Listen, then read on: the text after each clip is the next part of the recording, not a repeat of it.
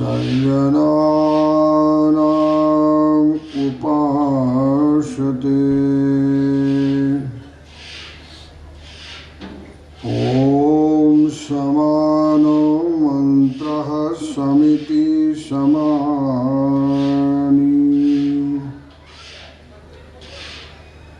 समानं मनः सह चित्तमेषाम् समानं मंत्रम् अभिमन्त्रयेवः समानेन हविखायुः।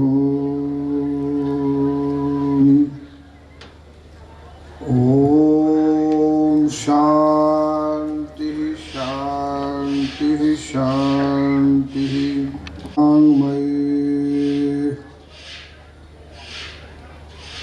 नित्यानंदमयी निरंजनमयी तत्त्वमयी चिन्मयी रघुपति राघव राजा पतित पावन सीताराम।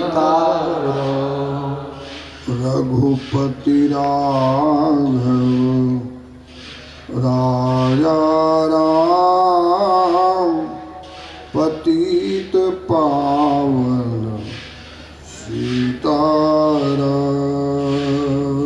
रघुपति राघव राजा राम पतित पावन सीताराम। कौसल्या की प्यारे राम दशरथ राजू दुलारे राम। कौसल्या के प्यारे राम दशरथ राज दुलारे राम। सीतारमण सदा सुखधाम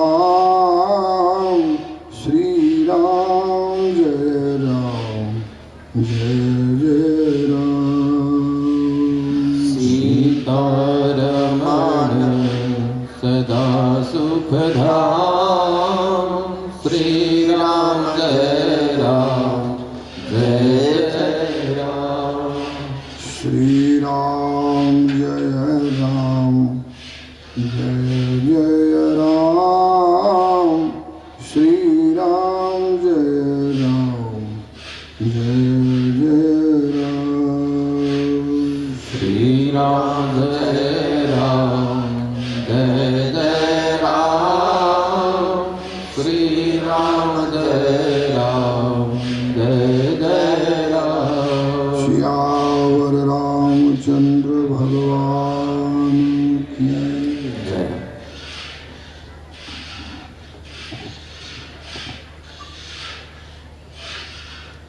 विराट ब्रह्मांड को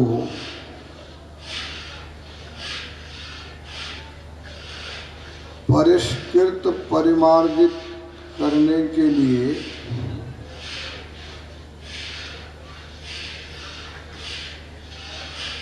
जिनके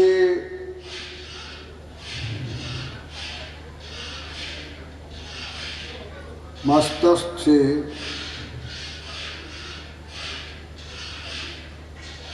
महानर्मदा का प्रादुर्भाव हुआ है,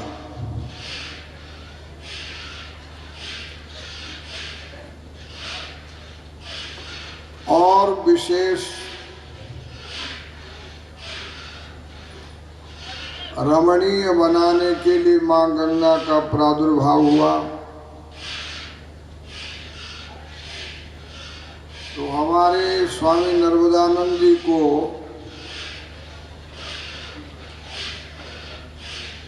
सहज मां नर्मदा का आशीर्वाद प्राप्त हुआ, सालों के सामीप्य साहित्य आदि प्राप्त हुआ। पर इनके मन में एक बात आई कि एक बहन का पराक्रम वैभव विस्तार देख लिया है, अब दूसरी का भी देखना चाहिए। मम्मी का तो देख लिया, घर बार खाना पीना, अब मौसी के भी जाना है। और आप अभी देख रहे हैं इनको कि एक तो पैदल यात्रा, सर्दी गर्मी, और दूसरा हिसाब ये है भैया कि कोरोना का त्रास, कोरोना क्या है वो, उसका त्रास।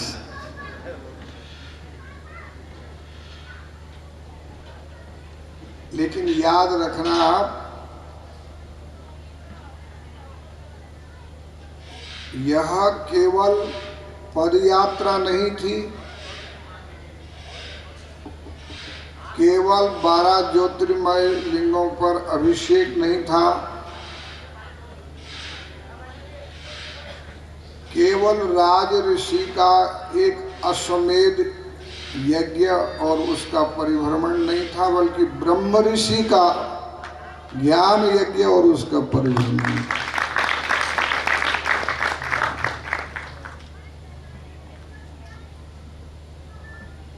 मेरे जीवन में मां नर्मदा के गोद में बैठ के कह रहा हूं, मैंने शायद इतनी चिंता और चिंतन अपने लिए नहीं किया जितना कि महाराज के लिए। इसका कारण बहुत स्पष्ट है।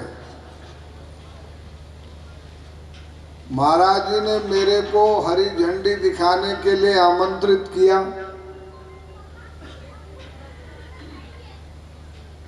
अब मैं एक पीठाधीश्वर हूं, मध्य प्रदेश में भी जन समुदाय है, भक्त समुदाय है, और कोई 10-20 किलोमीटर नहीं भारत की परिक्रमा।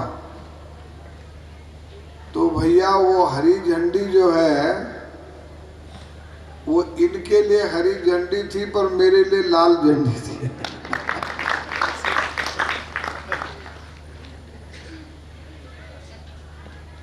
क्यों?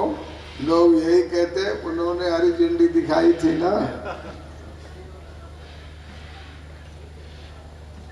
तो बड़ा चिंतन और मंथन चलता रहा, और समय समय पर फोन करके मैं आत्मसंतुष्टि कर लेता था। और बैजनाथ धाम में गया भी, सोमनाथ धाम भी गया, बैजनाथ धाम भी गया जी। तो एक चिंतन बना हुआ था, और लास्ट आहुति के रूप में मैंने पूछा, तो कहा कि मैं ओंकारेश्वर पहुंच गया। तो मेरे को ऐसा लगा जैसे 2 नींद की गोली मैंने खा ली हो, एकदम आंख बंद। परमात्मा की बड़ी कृपा है। पर मेरे को विश्वास था, मेरी 5 वर्ष की पैदल यात्रा में जितने देवताओं के मैंने दर्शन किए, जितने संतों के दर्शन किए, जितने तीर्थों के दर्शन किए, जितनी पावन नदियों के दर्शन किए, 5 वर्ष के अवधि में उनसे मैं यही प्रार्थना करता था कि मेरी यात्रा तो पूरी हो गई, अब नर्मदानंद जी की यात्रा भी सकुशल पूरी हो गई। जहां से गांधी जी ने नमक आंदोलन चलाया, वहीं से मैंने महामंडलेश्वर होने के बाद चातुर्मास का समापन करने पर्वत होता है, उनका इस जन्म में फिर से मिलना होता, संयोग होता। जैसे आप नर्मदानंद जी से पिछले जन्म में चलते चलते पिछड़ गए थे, इस जन्म में फिर मिल गए। उनमें भाव जैसा बहुत नजदीक था, पहले भी अब भी है, आगे भी रहेगा।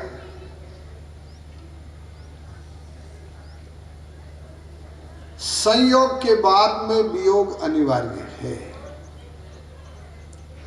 और हमारी संस्कृति में वियोगियों ने कहा कि जो संयोग से भी अधिक वियोग में श्रद्धावान, निष्ठावान, समर्पित रहते हैं, उनका फिर महायोग होता है, परम योग होता है। इसी शिक्षा के लिए अलादनी शक्तियों को अलग कर दिया गया था। दूसरी शक्ति है कि आपके सामने जो ये सृष्टि वैचित्र्य है, खम वायो अग्निम सलिलम महिश्चा ज्योतिषि सत्वादित्य सद्रुमादिन सरित समुद्राश्च हरे शरीरम यत्किंच भूत प्रणवेदनन्यो। ये विचित्र सृष्टि, ये माया है, ये भी अपनी कीर्ति को उसके प्रति समर्पित रखते हैं। अब हमारे ये दूसरी माया हो गई, माया का दूसरा पक्ष हो गया, दूसरी स्थिति हो गई, और अब है तीसरी स्थिति। हमारे नर्मदानंद जी तीसरी स्थिति के संत हैं, उसका नाम है योग माया। और योग माया उसको बोलते हैं, आगे विस्तार करेंगे, जो अब संत और भगवंत का काम करते। तो इनका काम कर्म से नहीं होगा, इनका काम करेगी योग माया। मैं भी बहुत दिन से देख रहा हूं, इनका कार्य करेगी योग माया। योग माया कौन है? जो भगवंत और संत का कार्य करती। विधीयते यद्यदुनंदनेन नापेक्षते तत्र सहाय शक्ति पांचाल बालांचल दीर्घताया न तत्र तंतुष्ण तंतुवा। जब भगवान की वो योग माया कुछ करना चाहती है तो वहां सहाय शक्ति की आवश्यकता नहीं, मानी कार्य की आवश्यकता नहीं है, वहां कारण से ही काम हो जाता। क्रिया सिद्धि सत्वई वसति महताम नौपकरणे। अब आपने इनको खेत जोते देखा है क्या? देखा? खेत जोतते देखा क्या? नहीं देखा ना। और फावड़ा चलाते देखा, पत्थर तोड़ते देखा? नहीं देखा। तो इनकी सिद्धि क्या है? वो देखो देखो, वो माला चल रही है, ये है इनका कर्म, ये इनका काम है। माँ माली महामाये सर्वशक्ति स्वरूपिणी चतुर्वत त्वया निर्ता वर्ग त्वया न्यस्ता तस्मान् मे सिद्धिदा भव। तो ये संत महात्मा, ज्यादा तो मैं नहीं बोलूंगा अभी, ये संत महात्मा जो महापुरुष हैं नर्मदानंद जी और इनकी परंपरा, इनकी सेवा, इनके कार्य योग माया करती है। और उसी से ये जो ये है वैचित्र्य, योगक्षेम, वो सब योग माया से चलता। पर एक बात है, संत होने के बाद भी जो इनकी छटपटाहट है, इनकी जिज्ञासा है, इनका वृत्तिमत्व है, वो जो आप संसारिक त्रिगुणी माया में है। किस में है आप? किस में है? तो चार हो गई ना, आह्लादनी माया, योग माया, और चौथी हो गई त्रिगुणी माया। तो आप किस में है भाई? बोलो ना। बहुत स्लो डिलीवरी, उसकी जो है डिलीवरी बहुत स्लो है।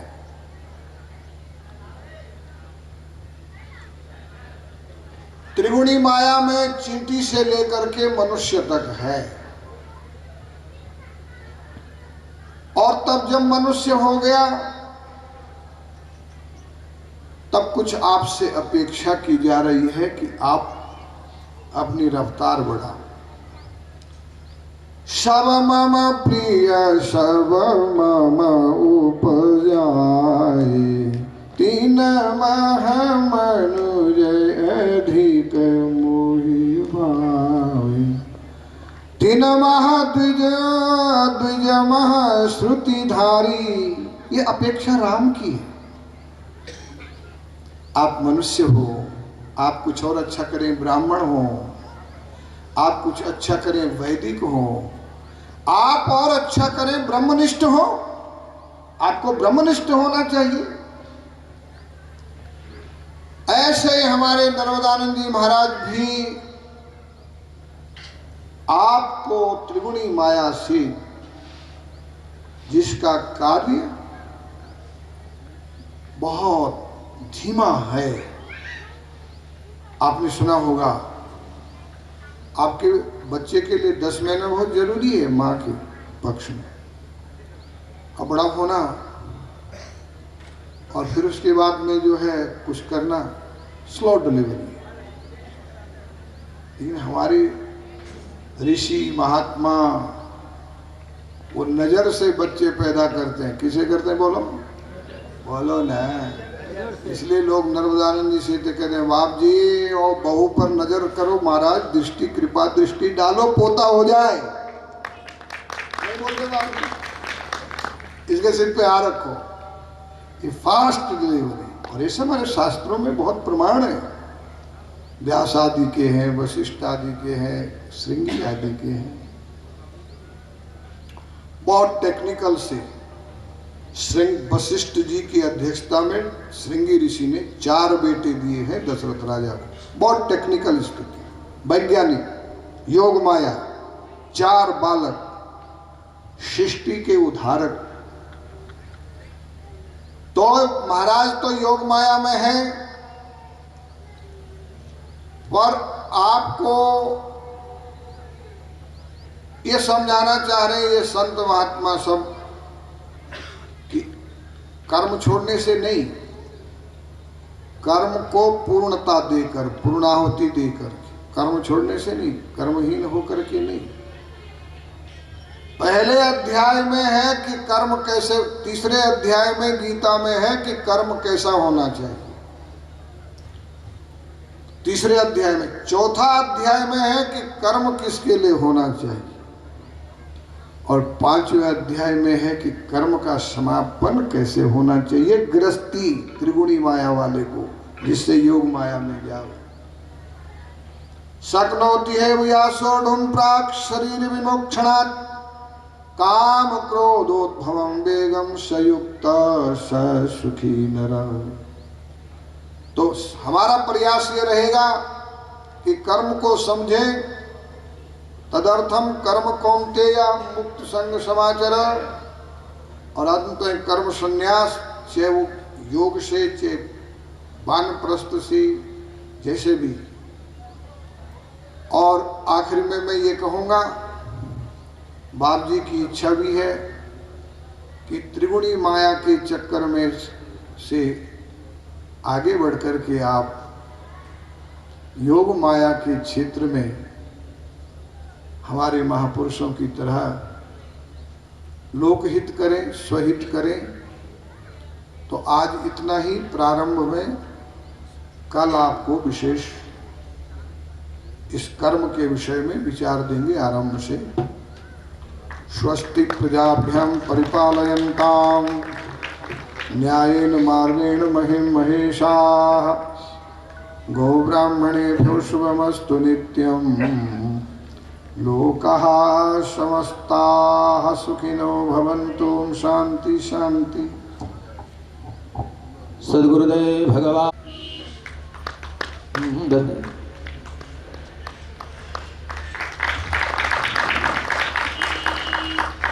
आनंद जी महाराज जी का भी पुष्पार्घ्य के द्वारा स्वागत करें।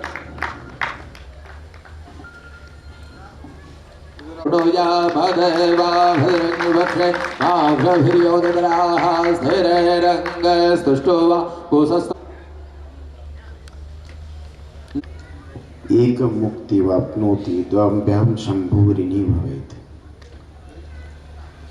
अनंत ब्रह्मांड नायक परमात्मा, आद्य शक्ति माँ जगत जननी,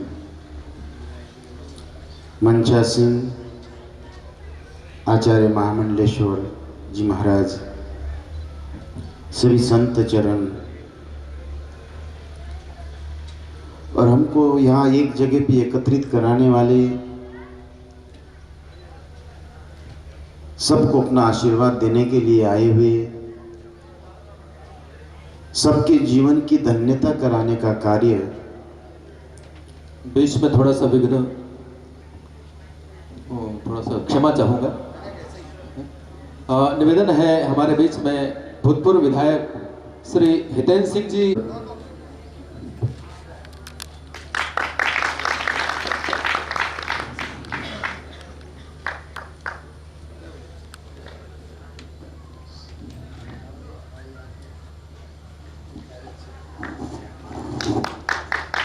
पूज्यपाद के चरणों में क्षमा निवेदन करते हुए, प्रणिपात करते हुए मैं निवेदन करूं कि अपना उद्बोधन।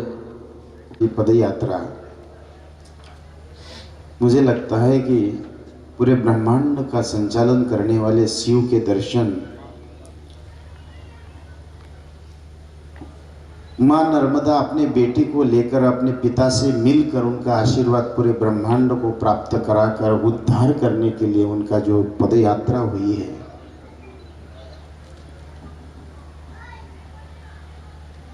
कर्म संन्यासात् कर्म योग विशिष्यते।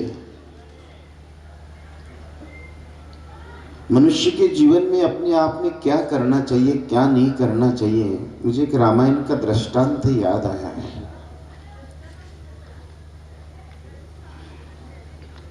रावण और राम का जब युद्ध चल रहा,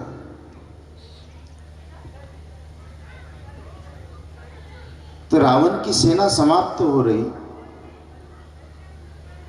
रावण को कई ने संदेश देते हुए कहा कि महाराज आप एक काम करिए, राम के सैन्य से जो वानर सेना है अपने तरफ मिलाने का प्रयत्न करिए। रावण अपने 20-20 हाथों से वानरों को पकड़कर कहते था, तू कहे कि मैं रावण का हूं। और वानर कहते थे, अरे रावण, तेरा होकर जीने से अच्छा हम राम का होकर मरे। ये हमारे स्वामी नर्मदानंद जी महाराज ने कहा। समय तो जा रहा है, समय शरीर को बढ़ाने के लिए हमने मनुष्य के जीवन में कोई कर्म नहीं किया, ना जन्म के लिए कोई, ना मृत्यु के लिए, ना समय के लिए। इस ब्रह्मांड में 84 लाख योनियों का वर्णन आता है। 22 लाख जल के अंदर है। 20 लाख धरती के अंदर है, 24 लाख आकाश मंडल में है और 20 लाख धरती के ऊपर है। पता नहीं एक एक अगर हम लोग मछली देखें पूरे ब्रह्मांड में कितने जीव, करोड़ों करोड़ों जीव हैं, लेकिन उस जीवात्मा के अंतरंग में भी उनके लिए कोई विशेष साधना न होते हुए दुर्लभो मानुष होते हैं। बड़े भाग मानुष तन पावा, मनुष्य बनाकर परमात्मा ने यहां भेजा है और ये परमात्मा की बड़ी कृपा है कि हम लोग भारत में जन्म लिया और नर्मदानंद जी महाराज के चरणों में बैठ गए। इससे बड़ा अलौकिक क्या अद्भुत और क्या हो सकता है। समय बिताए लेकिन इस समय की सदुपयोगिता, कर्म योग्यता और कर्म विवेकता। कर्म तो गधा भी करता है, कर्म चींटी भी करता है, कर्म हाथी भी करता है। हर एक अब अपने मर्यादित रहते हुए अब अपने जीवन का हर एक समय कर्म करते हुए, लेकिन संगति संग दोषेन सति च मति विभ्रमा। हमारे जीवन में हम कैसी संगति करें, क्या करना चाहिए? इसलिए कहा है महाराज, हस्तम शोभयति यदि दान धर्मम, पादम शोभयति यदि तीर्थ यात्रम, नेत्रम शोभयति यदि हरि दर्शनम, मुखम शोभयति यदि राम नामम। आपके जीवन में क्या किया है, कैसे कर्म किए? और यही संदेश और संकेत संतों के सानिध्य में बताया। आज नर्मदानंद जी महाराज 12 ज्योतिर्लिंग की यात्रा करते हुए जिस तरह से भी ईश्वर पूर्व जन्म के उनके संकल्प को आज शिव ने पूर्ण किया, और करने वाले हम नहीं, कराने वाला वो है। जो भी करता है, जैसा भी करता है, जिस तरह से भी कर्म करते, कर्म के कई विभाजन हैं। अब उस विषय में ज्यादा कल चर्चा करेंगे, अलग अलग विषय पे, समय हो गया। मैं भी महाराज जी से क्षमा चाहूंगा। अमरावती, छिंदवाड़ा, जबलपुर, होशंगाबाद सब जगह के कार्यक्रम करते हुए आज देरी से आपके बीच में मध्य में आया हूं, लेकिन इतना ही ध्यान रखना श्रोता हो चाहे संत हो,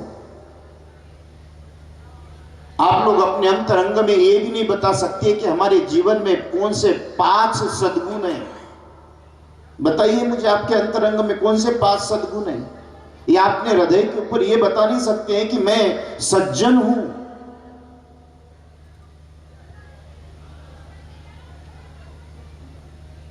कौन से हैं? आप अपने चिंतन करिए।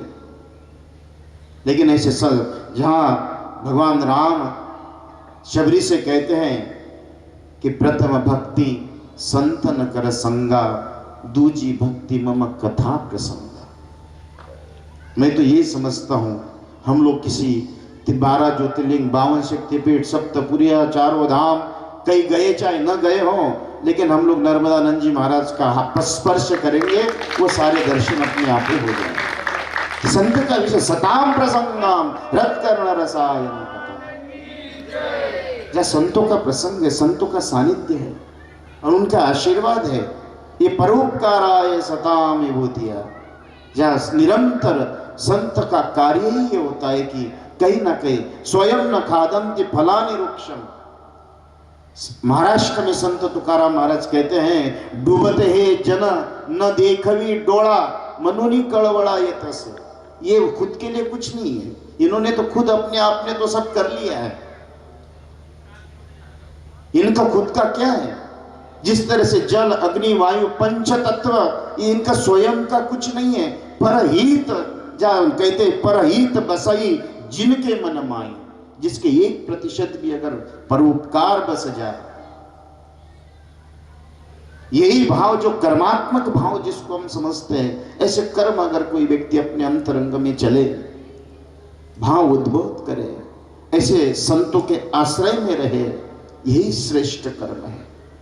नहीं तो ध्यान, धारणा, उपासना, जप, तप जिसको हम कहते हैं, मैं तो कई लोग कहते हैं कि यहाँ कुंडलिनी शक्ति जागृत करे, क्या ये कर रहे, वो करे, वो करे। मैं ये कहता हूं कि जो अंबानी पूरे विश्व का बिल गेट्स हो सकता है, जो शांति से नहीं सो सके, वो हम लोग महाराज जी को स्पर्श करके शांति का सुकून प्राप्त कर सकते हैं। वो सानिध्य हमारे जीवन में ईश्वर ने दिया। ऐसा आशीर्वाद, इतना आशीर्वाद जो करोड़ों रुपए की पूरे विश्व की संपत्ति खरीदने की क्षमता आपके पास में हो सकती है, लेकिन उस परात पर परमात्मा की जहाँ तत्प्रसादात परम शांति की जो बात करता है, वो शांति अगर कहीं मिलती है तो नर्मदानंद जी महाराज जी के पास में मिल सकती है। ऐसे साधुओं के सानिध्य में प्राप्त कर सकते हैं। उसकी शिवरत्व, उस परात पर परमात्मा कौन है? ईश्वर को किसने देखा? देवते संत, जो संत कहते हैं महाराज, अगर परमात्मा प्रतिनिधित्व, ईश्वर का प्रतिनिधित्व, जहां का परित्राणाय साधूनां विनाशाय च दुष्कृता, सबसे पहले लक्ष्य अगर कुछ होता है तो उन्होंने कहा महाराज संतों का संरक्षण और संतों का आश्रय, ये हमारे जीवन का मूल उद्देश्य और यही श्रेष्ठ कर्म हो सकता है। बाकी तो हम लोग क्या बात करें महाराज, गीता का श्रीमद् भागवत गीता और गीता में जो अंतर, श्रीमद् भागवत और गीता में अंतर जो नहीं समझता है, उस परात पर परमात्मा का आश्रय प्राप्त करना है तो स्वामी नर्मदानंद जी जैसे महाराज संत के आशीर्वाद में और सानिध्य में अपने जीवन के उत्कर्ष और आनंद की ओर ले जाने का कार्य, मैं तो ये सहता हूँ, जिस नर्मदा के तट पे आप बैठते हो, इस नर्मदा में बहते हुए पानी में भी शिव बन जाते हैं। हम भी ऐसे संतों के आश्रय में रहे तो संत स्वभाव सहज रूप से प्राप्त हो सकता है महाराज, यही उद्देश्य है, दूसरा क्या है। नर्मदा जी के तट पे आप जानते हैं, यहां से शिवलिंग निकलते हैं, बहते हुए निकले।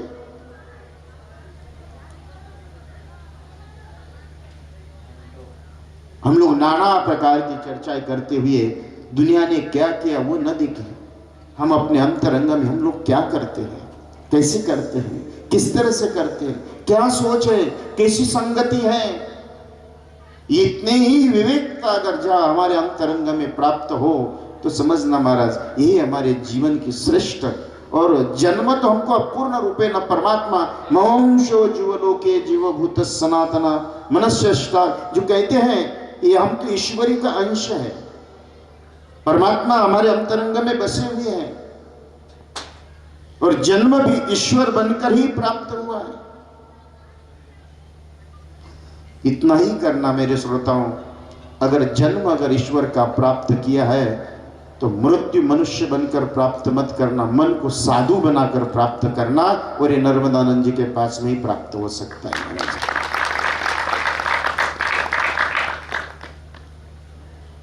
उस अलौकिकता को प्राप्त करें, उस दैदीप्यमान ईश्वर की अनुभूति प्राप्त करने के लिए अगर हम लोग सतत प्रयास करते हैं, सतत सातत्य के साथ में साधना तो क्या करें, जिसका नाम है साधन और साध्य, इसके एक विशेष अनुभूतियां बताइए। साध्य तो स्थिर है लेकिन साधन भी अच्छा होना चाहिए, जिसके साधन में श्रेष्ठता है, सात्विकता है, सहजता है, सरलता है, तो निश्चित रूप से साध्य तक पहुंचने के लिए कोई कठिनाई नहीं है। आप अपने अंतरंग में इतना ही सोचें कि हमारा साधन कैसा है। कुछ एक संत मेरे पास आए, संत आने के बाद उन्होंने, मैंने पूछा, बोले महाराज जी कैसे, सब बातचीत हो गई, पूछा कहाँ जाना है, ट्रेन चल दी, बोले महाराज जब जाना था तो हरिद्वार। अरे मैंने कहा महाराज जोधपुर वाली ट्रेन, आप उतर जाए, बड़े चिंताएं करते करते उनसे मैंने बात करी, उन्होंने कहा नहीं नहीं महाराज कोई बात नहीं। मैंने कहा आप उतरिए, आप हरिद्वार नहीं पहुंच सकते। उन्होंने एक ही शब्द कहा, बोले महाराज हम लोग चाहे जोधपुर जाए या हरिद्वार जाए, मांगना तो भी गई है, अगर साधन अच्छा है साध्य ठीक नहीं है। इसलिए साध्य और साधन, कभी कभी साध्य तक पहुंचने के बाद साधन भी छूट जाता है। जिस तरह से आप वहां से यहां गाड़ी में गाड़ी छूट गई, इसी तरह से जब हम साध्य तक पहुंचे, इसलिए कर्म संन्यासात् कर्म योग विशिष्यते, जिसके कर्म में साधन श्रेष्ठ हो, सात्विकता के साथ में हो, श्रेष्ठता के साथ में हो, संतों के साथ में हो, तो निश्चित रूप से उस परात्पर परमात्मा का इतना ही अपने आत्म संतोष हो, आत्मचिंतन हो कि हमने हमारे जीवन में क्या किया है, क्या किया है, क्या करना है और क्या करोगे। अगर कुछ करने का बाकी है तो समझना पुनरपि जन्म होगा, लेकिन जिसने पूर्ण रूपे न प्राप्त किया है ये हमारे नर्मदानंद जी महाराज है, जिसका कोई उद्देश्य नहीं है। निरंतर अपने उस परात्पर परमात्मा का आशीर्वाद प्राप्त करते हुए उस नर्मदा, गंगा, यमुना, सरस्वती, कावेरी, कृष्णा, गोदावरी, उन सभी की तरह समाज का उत्थान किया और उसने उनकी जो यात्राएं हुई है, मैंने पहले का शिव पुराण में कहते हैं महादेव महादेव महादेव यो देव। एक बार भी अगर कोई महादेव का उच्चारण कर ले, पुनर्भवाब्धि जन्म कहाँ है, पुनर्जन्म न विद्यते। लेकिन हमारे नर्मदानंद जी महाराज ने 12 ज्योतिर्लिंग की यात्रा करते हुए उनका स्थान तो शिव के चरणों में पक्का हुआ है, लेकिन उनके इस यज्ञ में जितने लोगों ने भी एक एक आहुति डाल दी है, मैं तो यही विश्वास के साथ कहता हूं उनका स्पर्श करके हमने भी शिव के चरणों में स्थान प्राप्त कर लिया है। यही उद्देश्य है। इसलिए महाराज जो भी त्रिदिवसीय चतुर्दिवसीय कार्यक्रम उनके इस यज्ञ में, 12 ज्योतिर्लिंग के यज्ञ में हम लोग जो भी शब्द रूपी वाणी रूपी सेवा परमात्मा ने प्रदान कर दी है, ईश्वर से यही प्रार्थना करता हूँ कि ऐसी सद्बुद्धि सबको प्रदान कर दे।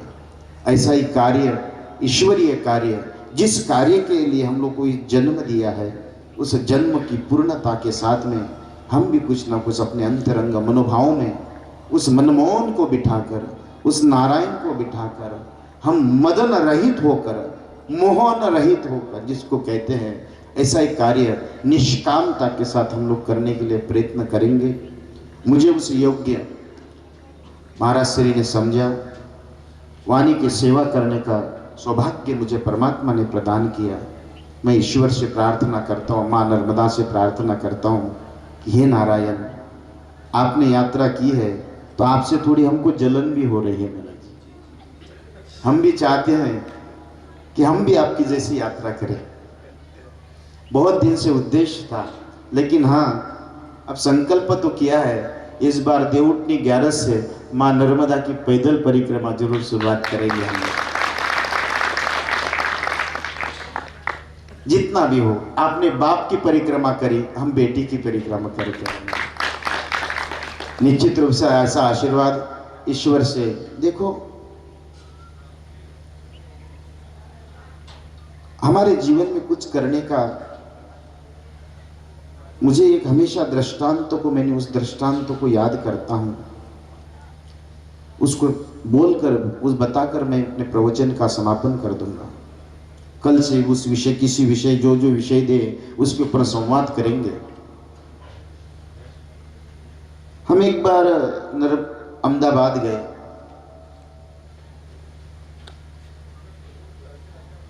अस्सी 90 साल की एक माता जी थी, अंतिम समय में चल रही थी, चेहरे में कुछ दुख की रेखा है। मैंने उनसे कहा कि माँ आप क्यों दुखी हैं? उन्होंने कहा कि महाराज जी, हम लोग करोड़पति होकर मरना चाहते हैं। सोचा 2-2, 4-4 फैक्ट्रियां हैं, 1000-2000 करोड़ का टर्नओवर है, बड़े लोग हैं, कौन से करोड़पति होकर मरना चाहती है? मैंने उनसे कहा कि माँ, उनका महाराज जी आप जो सोच रहे हैं वो ऐसा नहीं है। मैंने कहा फिर? कहते कि 60-70 साल पहले मैंने संकल्प किया था कि मैं राम नाम के 5 करोड़ जप करके मरूं। दुख इस बात का है कि 4 करोड़ हो गए, 1 करोड़ नहीं हुआ। क्या मेरे श्रोताओं ने ऐसा कुछ संकल्प किया है? लेकिन हमारे नर्मदानंद जी महाराज ने मरने से पहले, आंख बंद होने से पहले ऐसे श्रेष्ठ कार्य किया, इतना तो कुछ साथ में लेकर जाएंगे।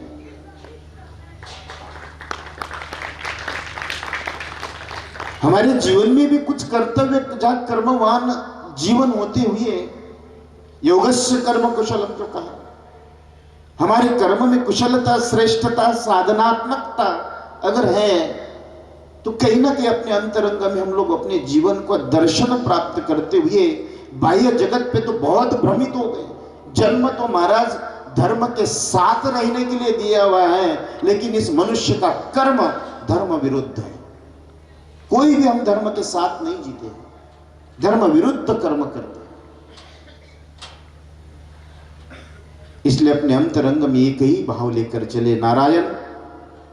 कभी आंख बंद करने से पहले 10, 20, 25, 50 लाख अपने आराध्य का स्मरण करते हुए यही कर्म अगर अपने जीवन में समझ में आ जाए तो समझना महाराज हमारे जीवन का कुछ ना कुछ उद्देश्य, और जिस उद्देश्य के लिए इस धरती पे भेजा उस उद्देश्य की पूर्ति करते हुए हमने अपना पूर्णता प्राप्त करने के लिए मरना तो है।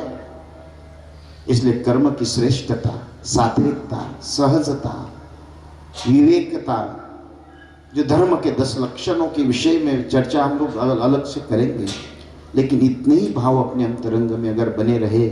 और आज हम नर्मदानंद जी महाराज जी से यही कहेंगे कि आप भी हमारे ऊपर ऐसा आशीर्वाद बना के रखना। आपने 12 ज्योतिर्लिंग की यात्रा करे, हम लोग भी कुछ ना कुछ ऐसा करके उस भगवान के पास जाने से पहले कुछ करके जाए, इतनी प्रार्थना करते हुए मैं मेरे वाणी को विराम देता हूँ। सद्गुरुनाथ भगवान की जय।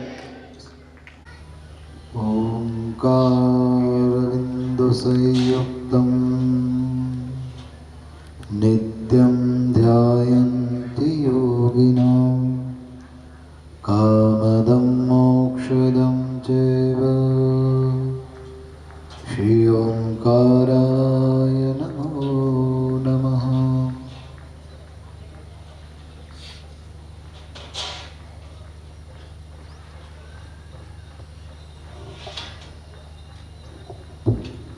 परात्पर परमात्मा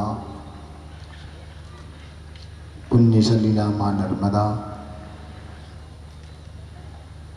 और जिन भगवत पाद शंकराचार्य की इस पावन भूमि में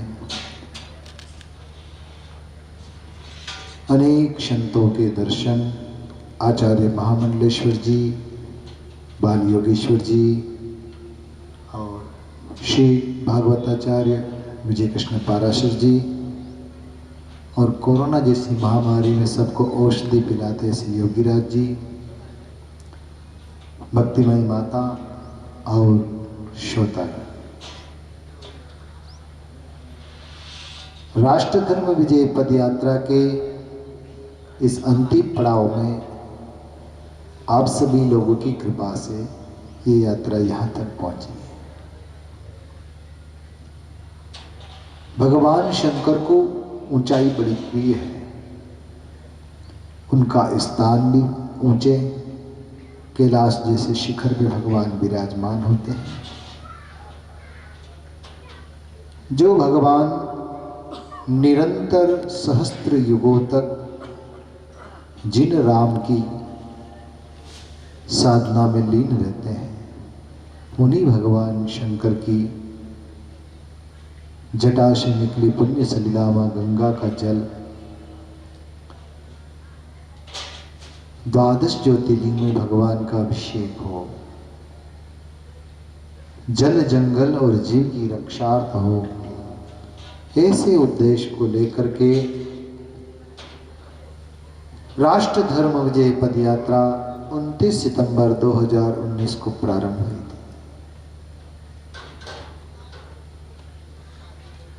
जब संबल मिलता है तो कार्यक्रम सफल हो जाते हैं।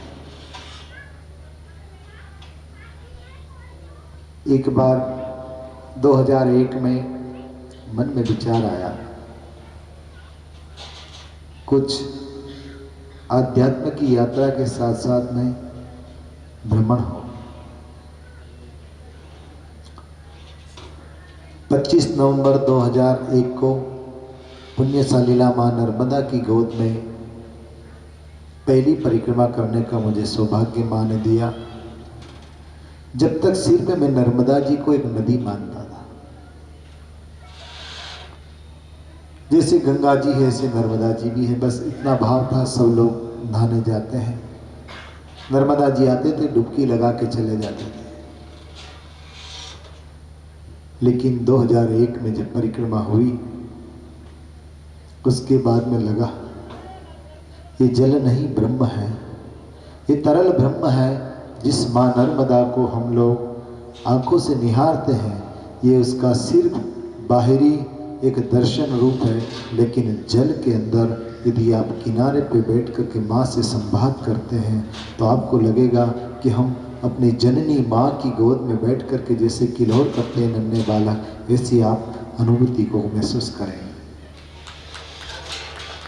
जगत के करने वाली पुण्य सलीला माँ नर्मदा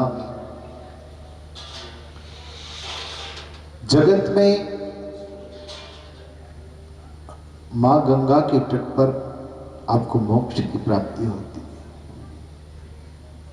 माँ यमुना के तट पर भक्ति की प्राप्ति होती है। लेकिन आदि शंकराचार्य जी लिखते हैं, भुक्ति मुक्ति दायिनी, ये भुक्ति तो देती है, भोग भी देती है और मोक्ष भी देती है।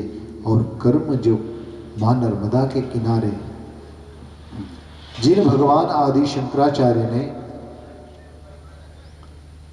जगत के हित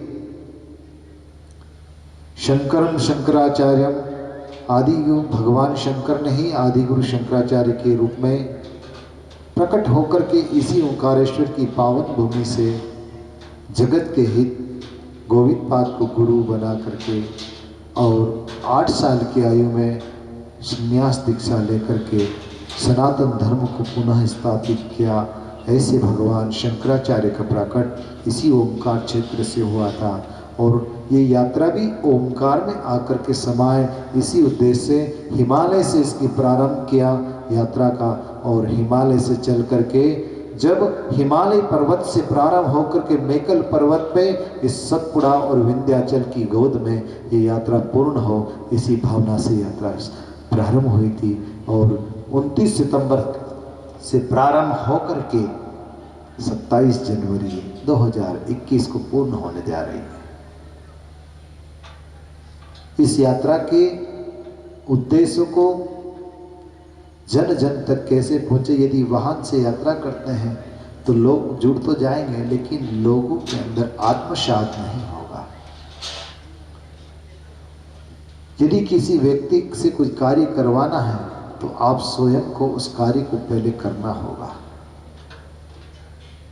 कर्म से भिन्न कोई व्यक्ति है नहीं, लेकिन कर्म का भी तरीका होता है। एक खेत से गेहूं उत्पन्न होते हैं, एक उसी खेत में सोयाबीन उत्पन्न होती है। और सोयाबीन को कर्म के द्वारा जब कर्म करते हैं तो तेल की उत्पत्ति होती है। और गेहूं के द्वारा हम आटा बना करके उसके द्वारा व्यंजन बनाते हैं। चने के द्वारा अनेक व्यंजन बनते हैं। लेकिन एक ही खेत से सोयाबीन, तिल्ली और गेहूं की उत्पत्ति होती है। लेकिन एक व्यंजन को बनाने के बाद 24 घंटे में बिगड़ जाता है और एक व्यंजन बनाने के बाद महीनों तक चलता है। ऐसा व्यंजन कर्म से ही संभव हो सकता है, क्योंकि कर्म के द्वारा यदि हमारे अंतःकरण में हमारी 72,000 नाड़ियाँ हैं, उसमें से 14 प्रधान नाड़ी है और 14 में से भी 3 प्रधान नाड़ी होती है, जिनके द्वारा हमारी हिंडा पिंडला और सूक्ष्मणा द्वारा हम जो नाड़ी का शोधन करते हैं। और उसके द्वारा कर्म के द्वारा योगी लोग अपने प्राण अपान में मिला करके, प्राण को अपान में मिला करके और परम तत्व की प्राप्ति की ओर जाते हैं। लेकिन कर्म के बिना कोई भी व्यक्ति रह नहीं सकता, इसलिए कर्म ही जगत में सार है। निष्कर्म कोई भी नहीं हो सकता है। कुछ नहीं करेगा तो देखेगा तो सही, सांस तो लेगा, सांस लेना भी एक कर्म है। स्वतः होता है कर्म, लेकिन कर्म को यदि विधि से किया जाए। भोजन बनाते समय एक पाक शास्त्री, अच्छा रसोइया जो भोजन बनाता है और उसके हाथ में स्वादिष्ट भोजन बनता है, उस भोजन में और एक अनजान व्यक्ति सभी सामग्री भले उससे ज़्यादा उसमें तेल में उसको सिद्ध कर ले, लेकिन जो व्यक्ति संभाव से कार्य करता है, युक्तो आहार विहार, योग के अंदर भी आहार और विहार दोनों सम होना चाहिए।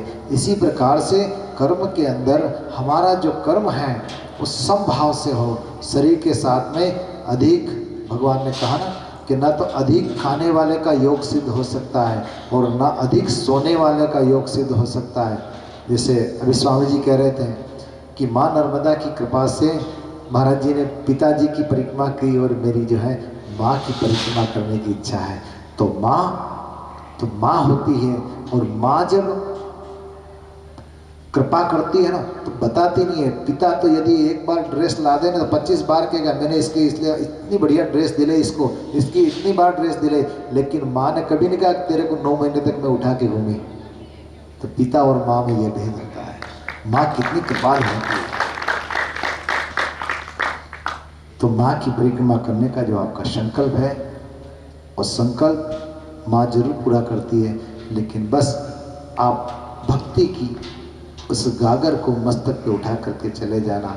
आपकी इतनी अनुभूतियाँ माँ देगी, बस उस माँ की गोद में आप बटोरते चलो। अनेक अनुभूतियाँ होती हैं। किनारे किनारे परिक्रमा करना रे किनारे किनारे, जब भूख लगे तो पत्ते खाकर सो जाना रे किनारे किनारे। ये नर्मदा मैया की गोद में महाराज जी एक दिन का 1 जनवरी का एक अनुभव हुआ था। वैसे तो अनेक अनुभव हुए, लेकिन 1 जनवरी के दिन मेरी इच्छा थी कि कन्या भोजन कराएंगे, और हम लोग 6-7 लोग थे, तो 4 लोग आगे निकल गए, हम 3 पीछे रह गए थे। वो कहे स्वामी जी आप कह रहे थे ना भोजन कराना है, कन्याओं को प्रसाद कराना है। जी हाँ जी मेरी इच्छा है। तो हम एक दिन पीछे रह गए थे। उस दिन इतनी बरसात हुई, और रात्रि में मैंने कहा कि चलो तैयारी कर देना, सब खीर और हलवा बनाएंगे और माँ को भोग लगाएंगे, ऐसे भाव करके उन लोगों को कह दिया। लेकिन रात्रि में इतनी बरसात हुई, प्रातः काल में मैंने विचार किया क्या करें। जिस मार्ग से चल रहे थे वहाँ घुटने घुटने पानी था मार्ग के ऊपर, लेकिन कन्या भोजन का निमंत्रण कर दिया। गिरती हुई बरसात में मैं 32 किलोमीटर चल करके 4 बजे पहुँचा, और 4 बजे जैसे ही वहाँ पहुँचा तो पानी बंद हो गया। भगवान की कृपा हुई, और सभी लोगों से बातचीत करके प्रसाद बना। और होशंगाबाद जिले में कन्याओं को मोड़ी कहते हैं, और जो है जो बालक होते हैं उसको मोड़ा कहते हैं। तो मैंने माता जी कन्याओं को लिया, वहाँ 2-4 मैया आ गई मदद करने के लिए, उन्होंने पूड़ी वगैरह बनाने के लिए। तो वो बुलाने गई, उसके पहले एक कन्या आई, छोटी सी कन्या, और मेरे आश्रम में कुछ गरीब आया तो मैं माता लोगों को दूर से प्रणाम करता हूँ। तो वो कन्या आई, और जैसे मैं जहाँ बिस्तर था मेरे उस पर आके बैठ गई। मेरे मन में हुआ कि इसकी पूजन कर लो भाई। तो पूजन करवाई। पूजन कराने के बाद वो सब मैया जो पूड़ी बेल रही थी बोलती कौन की मोड़ी है, तो कौन की मोड़ी है, तो कौन की मोड़ी है। वो मुस्कुराए, बस बोले नहीं। बस हमने प्रसाद उसको परोसा। तो जो कन्या आने वाली थी वो आई नहीं थी जब तक इसने एक पूड़ी पाई और थोड़ा सा हलवा लिया, खीर पाया, और उसको दक्षिणा देने लगी। बोले ना दक्षिणा नहीं चाहिए, दक्षिणा नहीं लिया। फिर जबरदस्ती एक ने कहा कि भाई इनको 10 रुपये तो दे दो। 10 रुपये लिए, उसने छोटा सा नैपकिन मुंह में हाथ में से निकाला, मुंह पे घुमाया, और मैंने कहा माता जी और कुछ चाहिए, तो ऐसे दोनों ऐसे हाथ ऊंचा करके, और वो गेट तक गई, और उसने कहा कौन की मोड़ी देखो, कौन की मोड़ी हो। ना तो गेट के बाहर गई, ना गेट के अंदर दिखी, वो कहाँ गई। पिपरिया करके गांव है होशंगाबाद से आगे, एक ब्रह्मांड घाट के और नरसिंहपुर के बीच में, किनारे से 4 किलोमीटर दूर है, रानी पिपलिया कहते हैं। एक स्वागपुर पिपरिया जो शहर है वो रानी पिपरिया, छोटा सा गांव, सब गांव के लोग सब बच्चों को जानते ही हैं। तो ऐसी माँ की अनेक अनुभूतियाँ होती है। लेकिन वो जो इतनी बरसात के अंदर भी जब चल कर के गए और जो अनुभूति मान हुई, एक बार रात्रि में हम जाकर के सो गए। परिक्रमा का बड़ा अनुभव होते हैं, तो कल कुछ बताएंगे। आज समय भी बहुत हो गया है, तो हम सब लोग मिल करके भगवान की आरती कर लेते हैं और आरती के बाद में हमारी आज की इस गोष्ठी का समापन होने जा रहा है। तो आप सभी लोगों का बहुत बहुत मंगल हो और आप सभी अपने स्थान पे खड़े हो करके इस यात्रा के अंतिम पड़ाव की प्रथम दिवस की गोष्ठी में सब मिल करके भगवान का जय घोष करेंगे। और उसके बाद में पुण्य सलीला मां नर्मदा की शाम को आरती होती है। आप सभी लोग ठीक शाम को करीब 6:30 बजे आरती के लिए, जो लोग अनिवार्य नहीं है, जिनकी माँ से प्रेम हो, वो 6:30 पौने 7 बजे घाट पे पहुँचेंगे और माँ की आरती करेंगे। जय गुरुदेव, नर्मदे हर। सभी भाव से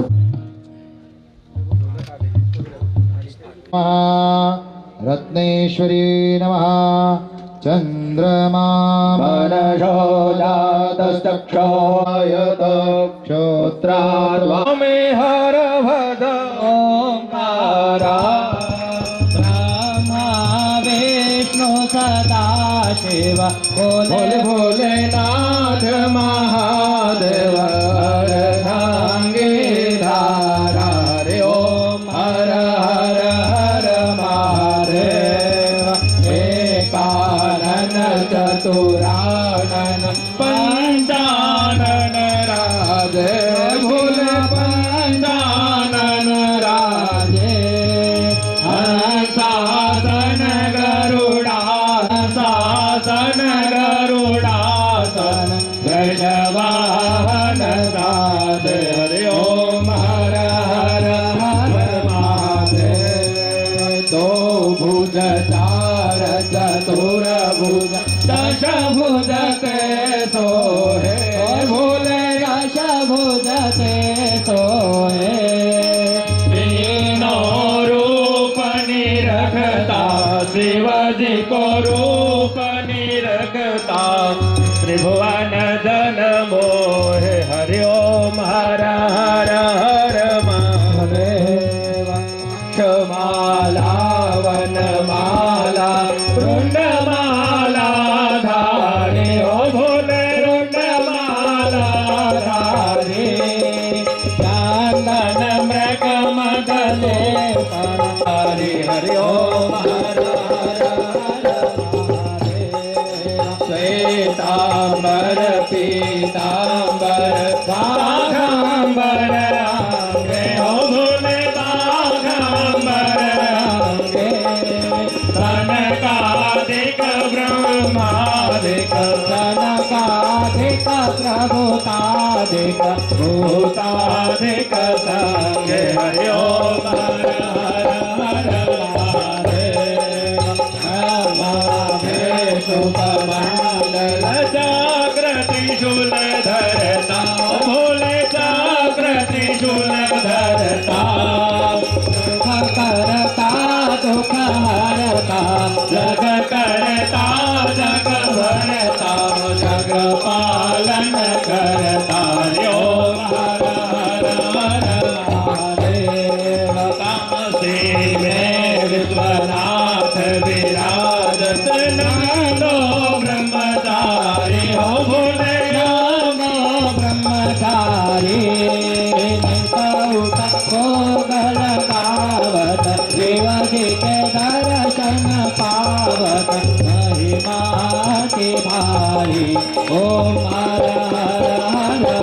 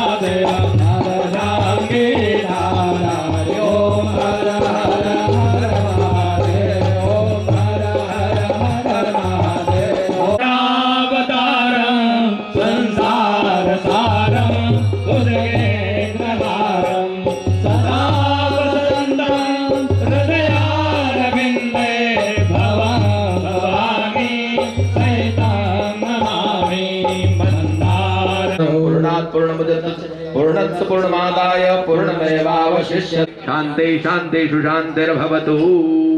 ओम श्री सद्गुरुदेव भगवान् लगी कुशल